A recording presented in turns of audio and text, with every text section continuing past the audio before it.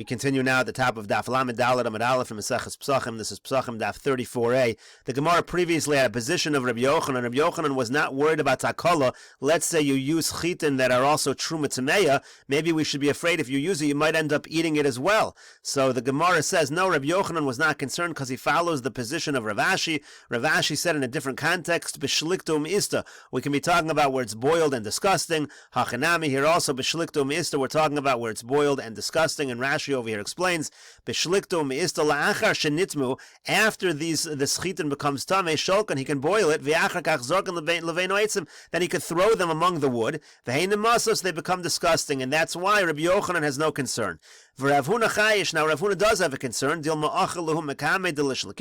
Maybe the guy will eat it before he boils it, or while he's boiling it. So Rav Huna does have a concern even in this particular situation for takala, but Rabbi Yochanan has no such concern. The Gemara says, V'hecha itmar de Rav Ashi. Now where did Rav Ashi make this original statement? Where did he say, B'shlikto me'ista aha da'amar Rabbi Avin bar Rav Acha amar Rav Yitzchak? It's on the following statement that was made by Rabbi Avin bar Rav Acha in the name of Rav Yitzchak. Abba Shaul Gabel shel beis Rabbi Hoya. Abba Shaul used to knead the dough in the house of Rabbi. Vayimechamin lo chamin bechitin shel truma tameya. They used to warm up the hot water using the wheat of truma tameya. Lolush b'anisa b'tahara, in order to knead the dough in a tahara. So there also the Gemara had a similar question. Amai, why did they allow this? Why did they allow using chitin of truma tameya? Neichash dilma asi behuli de takala. Maybe we should be concerned of some kind of a takala, some kind of a stumbling block that will emerge from using this wheat. And Rav Ashi answered, Amar Rav Ashi said, B'shliktu me'ista. You boil it and you make it disgusting, and then there is no such concern. Rashi over here explains, they would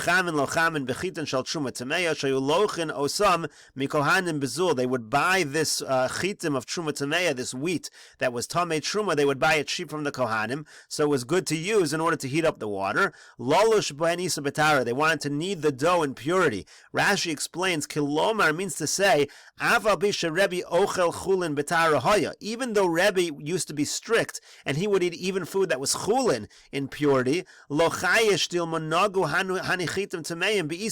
was no concern that maybe this wheat which was tamei would touch the dough. Because that's exactly what Rav Ashi was saying over here. It was shlikto me'ista, it was no longer considered food, it was disgusting. So it wouldn't be tamei, and there would be no problem, there would be no takala that maybe it's going to make this dough tamei. Gemara continues. Abaya baravin v'Rav Chananya baravin tanu trumos bei Rabba. Abaya baravin and Rav Chananya baravin, they learned the Mishnayos and Trumos. They learned it by Rabba. Paga behu Rava bar Masna. So they met up with Rava bar Masna. Amar lahu, he said to them as follows: My amrisu b'Trumos. What chiddush have you said in the Mishnayos of Trumos? Devei Mar, by the house of the master, by Rabbah, what chidushim were said in Mishnayos Trumos? Amru lo, they said to him, Umay kashalach, well, what's bothering you? What difficulty do you have? We'll try to answer it. Amar lu, so he said to them, Tanan, we learned in the Mishnah, Shesile Trumos, let's say you have saplings of Trumos, Shenitmu, and they become Tamei, Veshaslan, and then you go ahead and you plant them, you put them in the ground, Tahore Milatame. So the act of putting them in the ground, the Chiburon Lakarka, makes them no longer considered Ochel, and they're now pure, they're now Tahor. But the Mishnah says, V'asurin milachol, and it's asur to eat this these Shesile Trumos. Now that seems like a contradiction. If it's pure, why would it be asur to eat? V'chimeachar de Tahorin milatame, since it's Tahor, amay asur milachol, why is it asur to eat? That was the question that was bothering him. So Amrulay, so they said to him, Hachi Amar Rabbah. This is what Rabbah said in reference to that Mishnah. My asurin, what does it mean in that Mishnah when it says that this Shesile Truma Shenitmu, that they're prohibited? Asurin lezarim. It simply means that it's still considered to be Truma, and it's asur for non-Kohanim to eat. It is no longer considered Tamei, and therefore a Kohen could certainly eat it. But the Mishnah simply means that maybe you would think it's not Truma because now you've replanted it. It loses its status as Truma. So the Mishnah is saying, no, it's still considered Truma and it's asur for Zarim. So the Gemara says, Umay kamash malon, but then what's the chiddush? If that's the case, what's the chiddush of this Mishnah? Gidule truma, is it trying to teach us that the gidulim of truma are considered truma, that which grows from truma is considered truma? Rashi over here says, Umay kamash malon, gidule truma ketruma, afilu bedavar shezaro kala. even in a situation where the seed disintegrates, kagon chitin, otzlos, shumin, tanina, even in such a situation like that, where the seed disintegrates and effectively you have a new growth, that's still considered truma, but that's tanina. We already learned that in a Mishnah. Gidule truma. The Mishnah says that gidulim of truma are considered truma, so that wouldn't be a chiddush. So to say that that's the point of this Mishnah, which we already have taught in a different Mishnah, is not a good pshat. So then the Gemara says, V'chi teimo gidule gidulin. Maybe the chiddush over here is it's not simply gidule truma, it's a growth of the growth. Umay kamash malan, and what's the chiddush of this Mishnah? B'davar she'ein zaro kala. Let's say you have growth of growth in a situation where the original seed does not disintegrate, that's also considered truma. Maybe that's the chiddush. But Hanami Tanina, that's also already taught in the Mishnah. HaTevel, when it comes to Tevel, Gidulav Mutarin, that which grows from the Tevel is Mutar Bedavar Shazaro Kala, if it's a situation where the seed disintegrates. Aval Bedavar She'ein Zaro Kala, but if you're talking about a situation where the seed does not disintegrate, Afilu Gidule Gidulin, even the growth of the growth, Asurin Ba'achila, is Asur Ba'achila. So he said, what kind of chiddush is that? That's what he said to them. So Ishtiku, so they were quiet.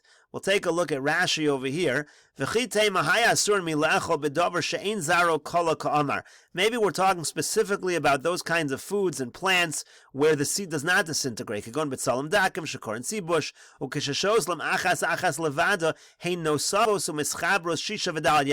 You plant them and then it just adds on.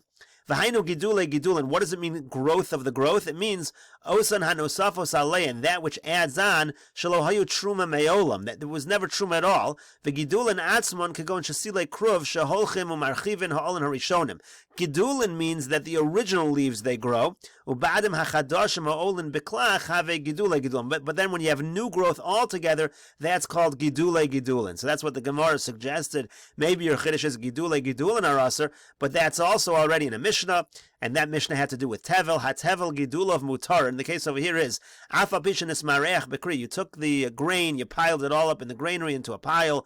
V'hukva l'maiser, was ready. You take off maiser. V'chol olav shem Tevel, and it's called Tevel at this point. V'zaro, then you go ahead and you take this Tevel and you plant it. V'lo hifresh masros of tchili. You never separate maiser. V'tzamach v'nigmar v'katzro, and then it goes ahead and it blossoms and he cuts it, he harvests it. Mutar la'achila sarai at she'imrach bekri. So it starts over the whole process, and you're allowed to eat it in a temporary fashion until you pile it up again. V'avagav to gidule truma. Now, even though we just said that the growth of truma is considered truma, so why don't we apply that to tevel also? Here we're saying the gidule tevel we're lenient on, so that's midrabanan. That's only a din midrabanan. Ulechumra shelo lahafsid kohanim. It's just a chumra. We don't want the kohanim to lose out. Aval gidule tevel chulin hein. But when it comes to gidule tevel, we don't apply that. It's considered chulin. V'arein kishakotzron. It starts the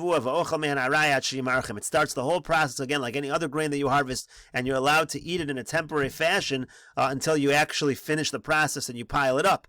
But in any case, the point is that it says in this Mishnah, Gidule Gidulin ar Aser, so that should be true when it's a Davar Shein Zaro Kala, so that should be true here as well. So if that's the Chiddush of the Mishnah, what's really the Chiddush? So Amar Luhu, so he said to them, Midi Shmi Alach Baha. So they said to him, rather, Amrulay, they said to him, Midi Shmi Alach Baha, did you hear anything on this Mishnah? Fine, you've refuted our explanation. The explanation that we gave, that we said when it says it's Aser to eat, it means it's Aser for non-Kohanim. That doesn't seem to be a Chiddush.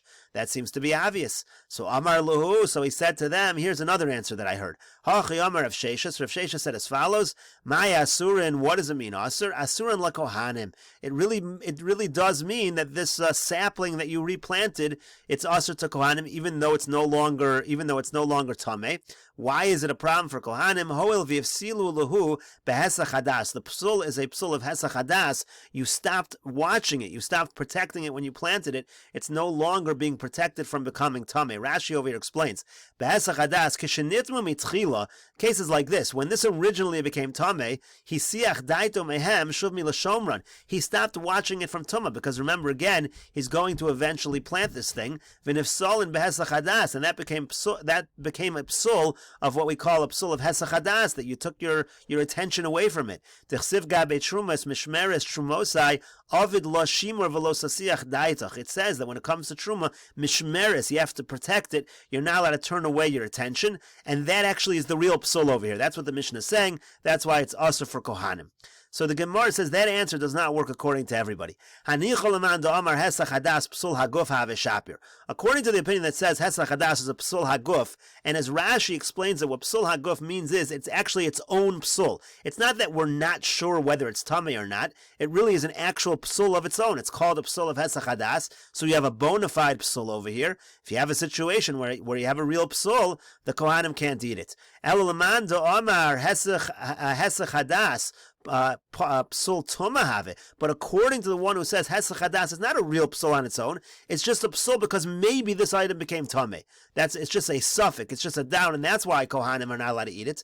So Ma'ikal Amemer, what are you going to say in this case? Because in this particular case where you replant it, it's 100% not tameh. That is certainly the case. There's no doubt anymore. So if you hold that Hesach Hadas is just a psul because of a possible tumah, in this case there should be no psul at all. It wouldn't explain the Mishnah.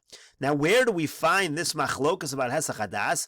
To Itmar, we have the following machlokas Amoraim, and this machlokas Amoraim really takes place in general by Kodshim. It says Hesach Hadas. If you have a situation of Hesach Hadas, Rabbi Yochanan Amar Psul Tumah have it. Rabbi Yochanan says it's a psul of Tumah. Again, a concern it might be Tameh. Rabbi Shimon ben Lakish Amar Psul Haguf have it. Rabbi Reish Lakish says it's a Psul Haguf, meaning it's its own bona fide psul on its own. It's not simply a doubt that maybe it's Tameh. Rabbi Yochanan Amar Psul Tumah have it. Shem Yavo Eliyahu Yitarena Shomin Lo. Rabbi Yochanan says it's a Psul Tumah, meaning if Eliyahu Navi would come and make it pure or say it was pure, that would be fine. We would listen to him. Rabbi Shimon ben Lakish Amar Psul Haguf have it. Rabbi Shimon ben Lakish says no, it's its own psul. Shem Yavo Eliyahu Yitarena. If Eliyahu Navi would come and say it's tar, ain't Shomin Lo, we wouldn't listen to him because it's got its own psul. So what are you going to say about that particular? Man de Omar? Rashi over here says El man de Omar kol masha kodshim nifsol in Pesach Hadas. According to the man de Omar who says that the psul Hesach Hadas ain't no elo mishum chashash tumah. It's only because we have a concern it might be tameh. Shema yadei shesiach daitu mishmirasa naga behen tumah ve'eni yodeya. You weren't watching it, maybe it became tameh during that time. Ma'ikol lamema. What are you going to say? Hani amay mifsali. Why should this be possible? Mishum chashash tumah. Ha'afilu tumah vadoy sheben tiarasa shetilson. In this case, where you plant it, shesilasan tiharta shesilasan. In this case, where you plant the sapling, it should be totally pure, 100%. There shouldn't be any concern. So that's why that answer does not work if you hold it's only a psul tama. Now, going on this general machlokas amoraim here between Rabbi Yochanan and Reish Lakish, again, Rabbi Yochanan saying Hesach Hadas is a psul tama, and Rabbi Shimon ben Lakish saying it's a psul aguf. So Eisvei Rabbi Yochanan and Rabbi Shimon ben Lakish. Rabbi Yochanan asked Rabbi Shimon ben Lakish the following question. Rabbi Yishmael ben Noshel, Rabbi Yochanan ben Broka Omer, it says that Rabbi Yishmael, the son of Rabbi Yochanan ben Broka, said, Lul katan haya ben kavish lemizbeach. There was a small gap between the ramp and the mizbeach. There was a ramp that went up to the mizbeach. There was a small gap there. But ma'arava shel kavish, it was in the western side of the ramp. Shesham hayu zarkin psulei chatas ha'of. If they had a chatas ha'of, a carbon chatas, which was a bird that became puzzle, they would throw it over there. U'tu ubar tzuras, and they would allow it to decay overnight, so it would have a real psul of lina. That's the idea. We have this psul, which apparently is not a bona fide psul, and therefore they wanted to give it a real psul. They would let it stay overnight to ubar tzurasan. V'yotzin lebeis hasreifa. Then once it had this real psul, it had ibur tzuras, and then they would burn it. So Rabbi Yochanan said to Reish Lakish, if you're going to say that the original psul that this thing had was that there was a Hesach Hadas, and it was just a doubt whether it was Tameh, this makes a lot of sense. That's why you need Ibur Tzura, because you don't have a real psul here. You have a suffix situation. So you don't want to burn it in a situation of suffix. So instead, you do Ibur Tzura, you give it a real psul, and then you can burn it. Shema Yavo Eliyahu Tarena, because there's a concern. Maybe it's not puzzle. Maybe Eliyahu Navi will come and say it's pure. But if you say that even in a situation of Hesach Hadas, that is a real psul haguf, so what do you need an additional psul for? Lamali ibur tzura. What do you need ibur tzura in that situation? But we learned in the Mishnah Zeh HaKlal, here is the rule, and we'll continue with this discussion in the next video on Daf Lamed Daled Amud Beis.